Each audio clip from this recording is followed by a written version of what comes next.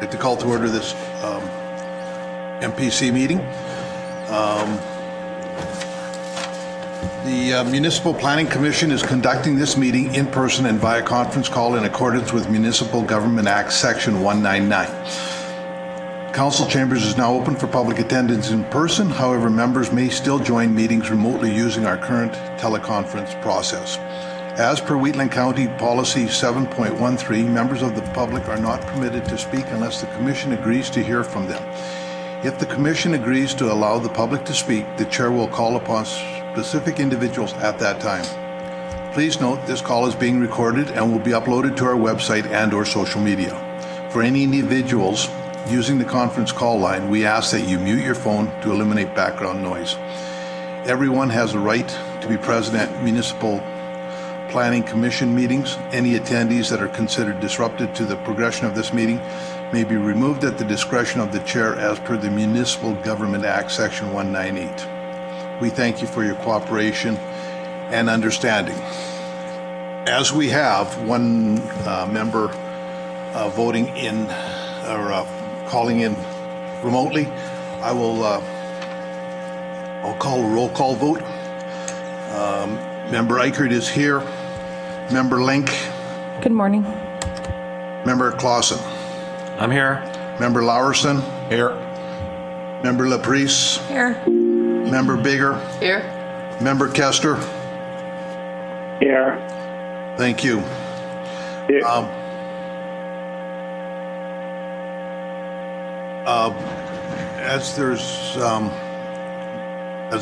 We will be voting by exception, so that I'll be asking if anybody's opposed. If there's no opposition, then it will be deemed passed. We have an agenda in front of us. Is there any changes? Mr. Chair, Matt from Administration, item 2.2.2 DP 2022-165. This application is removed. The applicant canceled the application, and I sent the notice to Municipal Planning Commission on Thursday, August the 18th for its information. Thank you. Thank you very much. I have somebody. I'll move the agenda as amended. Thank you very much. Member Laprise. Anyone opposed? Hearing none, that is passed. Member 1.13, we have a copy of the minutes in front of us. Are there any corrections? I move approval as presented. Thank you, Member Link. Any opposition? Hearing none, that is passed. We will now move on to development permit applications. 2.1 DP 2022-164. Good morning, everyone. I'm Suzanne Hayes, Development Officer with Wheatland County, and the first application is 2022-164. It is for an addition to a dwelling. If we go to page 12 of the agenda package, we can see the location plan and also the circulation area. It was circulated to, oops, that's not the right one. Was it?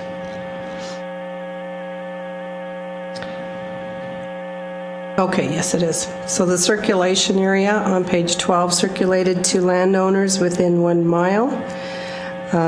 We did not have any responses. We did have one response from the internal circulation from our peace officers who said, we have had complaints in the past from this location regarding the business. I hope that if approved, this development will not result in more complaints. So on pages 13 and 14 of the application package, we have the site plan and aerial photos. The proposal is to construct a new 1,600 square foot addition and decks onto the existing 1,500 square foot residence. In the rural business district, dwellings are a discretionary use, so any additions to dwellings are also considered discretionary. No variances have been requested. Some illustrations are on pages 15 and 16 of the proposed addition from different elevation directions. And then we do have a photo of the existing dwelling on page 16. Some considerations: the addition and decks meet all the requirements of the land use bylaw. No responses were received from adjacent landowners. A condition was added specifying the timelines for commencing and completing construction as per the LUB requirements. And a condition was added that the construction site be kept in a tidy manner. So the conclusion and recommendation is on page 8 of the agenda package. Staff are recommending approval of this application for an addition to a dwelling single detached, subject to the conditions as noted. And the standard 3 options for MPC to consider are on page 10. Please let me know if you have questions. Thank you, Suzanne. MPC's wishes.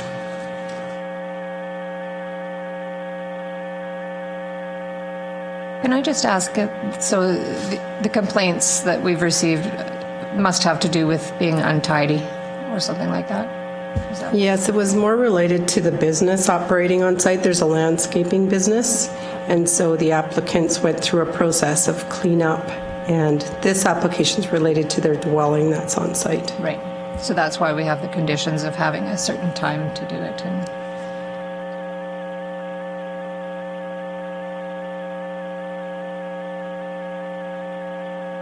I'll move that Municipal Planning Commission approve DP 2022164 for an addition to a dwelling, single attached, subject to the following conditions from 1 to 6. Thank you, Member Bigger. Discussion. Yes, Member Larson. When I look at the drawings and stuff of this dwelling, it really looks to me like it's a second dwelling rather than an addition, especially because it's bigger than the original dwelling. Is that, like, do we need to consider that, or is that their business, how they do what they do and how many people live there? Yes, that's their business, how many people live there. They have to go through the building process, which takes into consideration the size of the addition in relation to the initial dwelling. But as far as the development permit, we don't have any concerns with that. Thanks.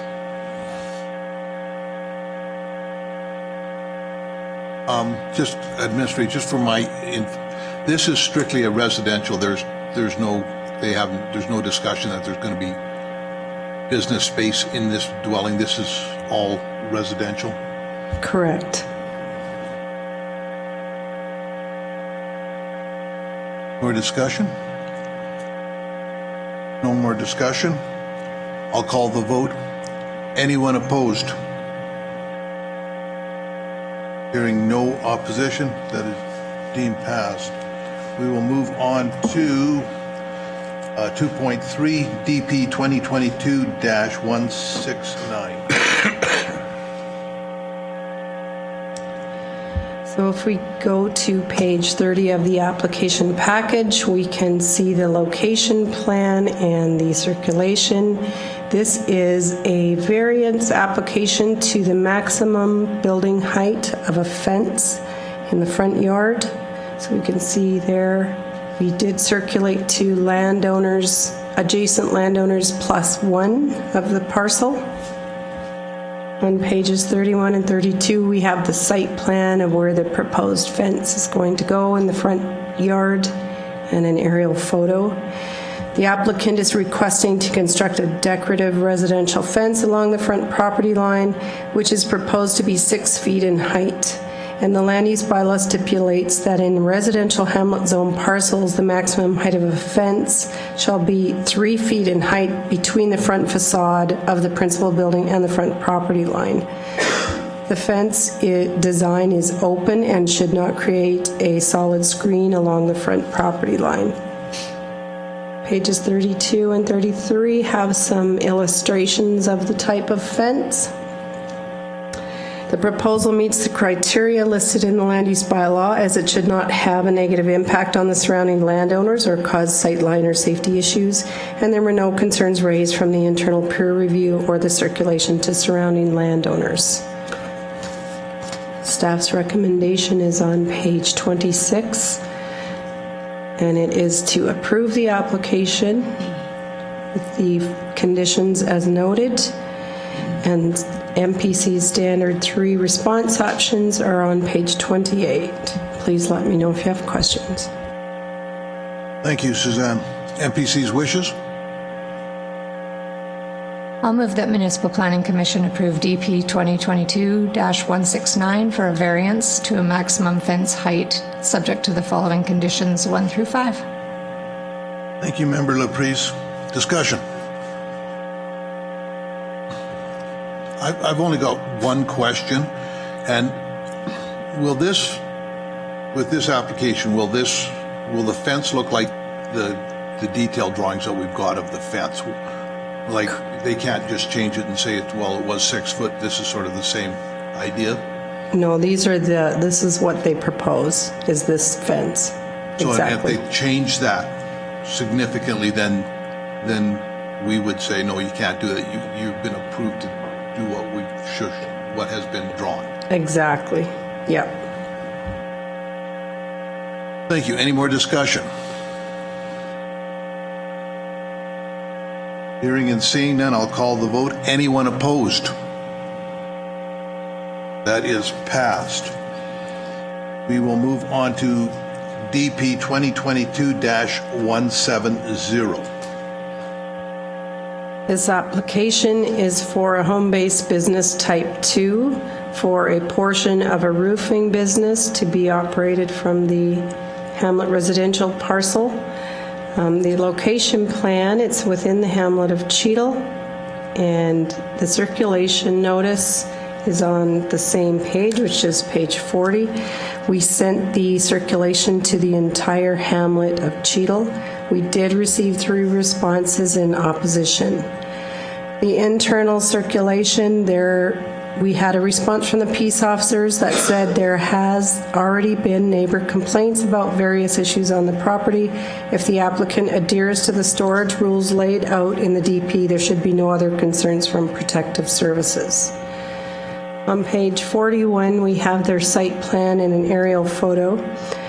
So the lot was recently purchased by a new owner who commenced moving several trailers and equipment to the subject parcel, with some related to a roofing business. Upon learning that all businesses require a development permit, the landowner moved most of the business-related equipment off-site and applied for a permit for home-based business type 2. Trailers for personal storage and for some equipment to be used for renovations to the dwelling remain on site, such as a boom, because he wants to redo the upper windows. So the proposal is to utilize the parcel to operate a portion of the roofing business from the 1-acre residential lot. The business activities include removal and installation of asphalt shingles at off-site locations, doing bookwork, and some maintenances of business vehicles on site. The business owner resides on the parcel and in the future intends to build a shop for personal storage, as he has multiple recreational vehicles such as sleds, quads, and boats.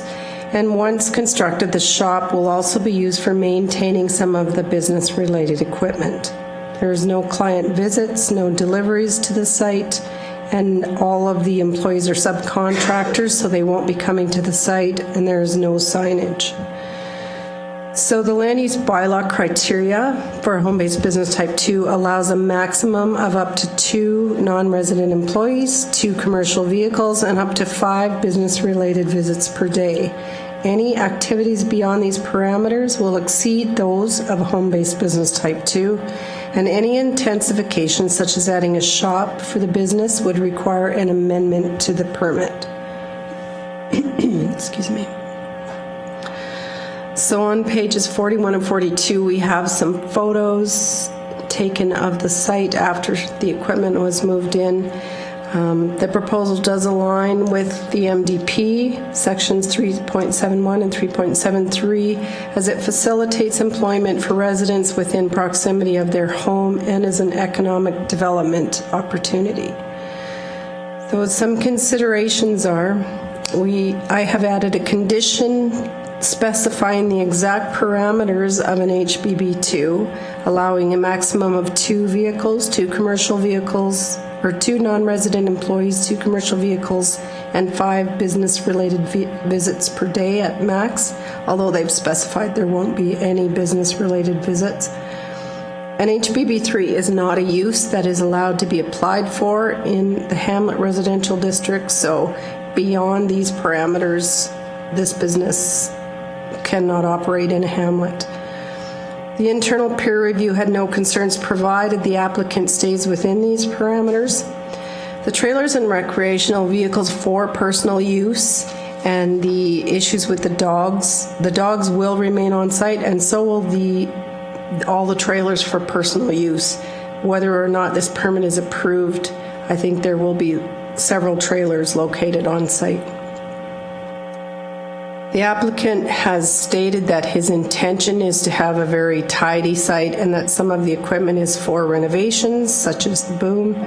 If a shop is constructed, which will be used partially for the business, it will require an amendment, and staff are recommending a 2-year term. However, the term may be amended to a 1 year if MPC chooses.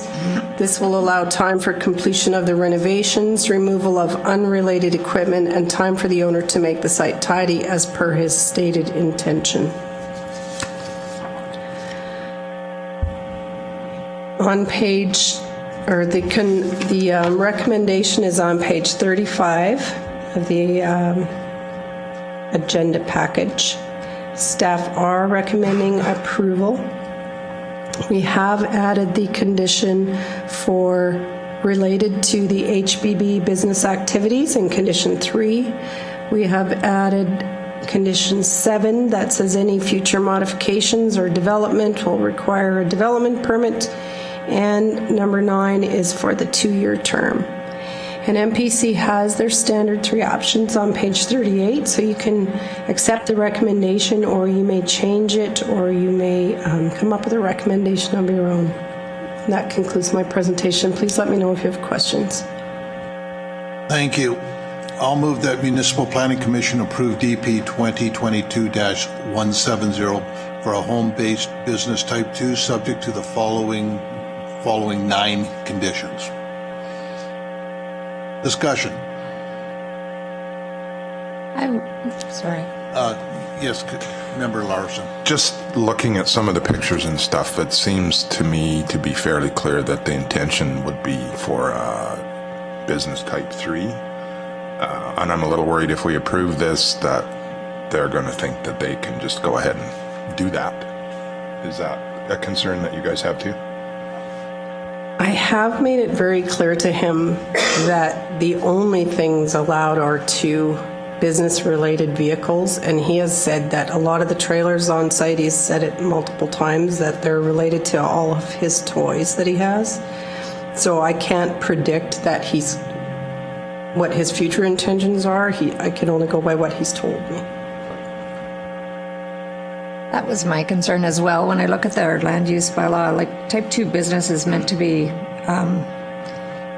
service related, which to me is like a hairdresser or an accounting, bookkeeping service, where business type 3 is meant to be trades type businesses, I believe. And this to me is a trade. So I don't know how do you reconcile that.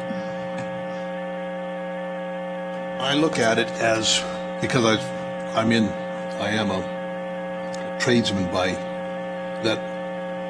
A lot of times you need to, if you're doing a roofing job, you would have a trailer that has your roofing scaffolding and all that kind of stuff on it that is going to be attached to your truck when you come home, and you need someplace sort of to park it. If he's not allowed to, if he's not, and if it's temporary, I'm well aware of that. Just down the road from him, there's another company that does exactly the same thing as he is, and he's got he's got roof, he's got a trailer that's got a Zoom boom on it, he's got, depending on what job he's doing. I mean, it's just sort of, I don't know how you do it. Like I ran a roofing business out of the city of Calgary, out of so it's a doable thing. It's, like, you can't expect, I don't think you can expect people to go out and buy a massive acreage just so that you may or may not have some work-related business. And I understand, I look at it differently because I'm a contractor, and there are times that you have to bring equipment home.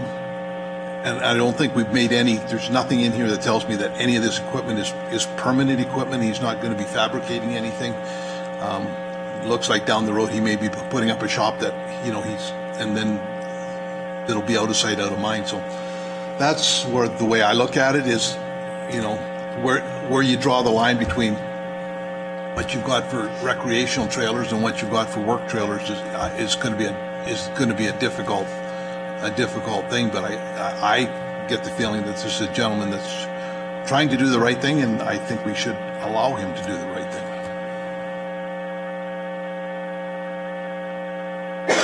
Oh, yeah, Member Clausen.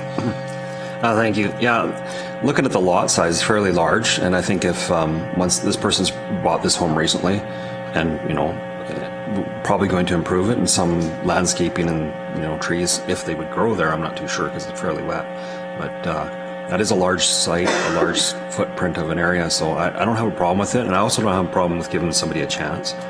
This does have a 2-year limit on it. If there's issues, it can come back, and if it's a complete and total failure, we can pull that, and then it's gone. So I'll support it.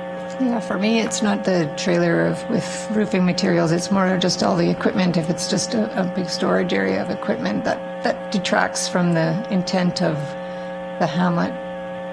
Correct me if I'm wrong, but isn't very close to this, there's a big equipment rental place just to the west? Yes. Yeah.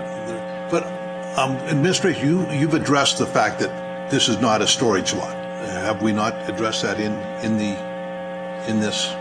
That this is not a storage lot. They can only have 2 business-related vehicles on there. So if it was a boom and a trailer one week, and then the next week it was a truck and a trailer, but you can't keep adding them. I think there's a lot of trailers going to be on there anyway until he builds his shop, but... Thank you.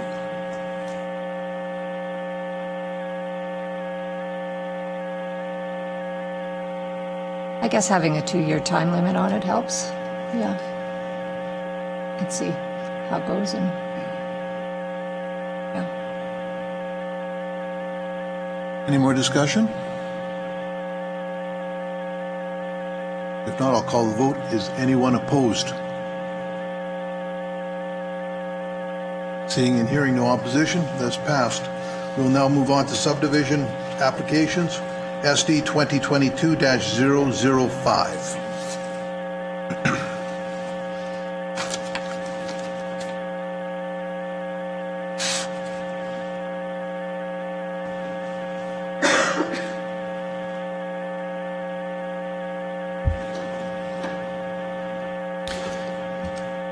Good morning, members of MPC. Taylor Felt here presenting subdivision application SD 2022-005, which is a proposal to create an 8.86 acre parcel with a approximate 151 acre remainder parcel within Southeast 10, 28, 24, west of the 4th Meridian. Referring to page 54 of the agenda package, you can locate the proposed parcel half a mile south of Kneehill County, on the west side of Range Road 244. The proposed Lot 1 is developed with a dwelling, 2 detached shops, a barn, and several granaries. The dwelling is serviced by an existing well and private septic treatment system. At this time, the remainder parcel, Lot 2, will continue to be used for agricultural production, and no development or servicing has been proposed at this time. Both parcels will remain within the Agricultural General District, which is an appropriate designation under the Land Use Bylaw, and both parcels are accessed by existing approaches from Range Road 242. Administration circulated the application to internal and external stakeholders, Kneehill County, and landowners within a 1 mile radius of the site, and no objections were received. In accordance with Section 663 of the Municipal Government Act, municipal reserves are not required on this subdivision, as the proposed Lot 1 is the first parcel to be subdivided from the quarter section. The applicant's proposal generally aligns with the provincial and county statutory plans, as well as the land use bylaw. And with that, administration is recommending that MPC approve application SD 2022-005, subject to the standard conditions, which are on page 49 and 50 of the agenda package, and I will pull them up on the screen here. And that concludes my presentation. I'm happy to take any questions. Thank you, Taylor. MPC's wishes. Yes. I'll move that MPC approve subdivision application SD 2022-005, subject to the conditions 1 through 6 listed on page 49 and 50. Thank you very much. Discussion.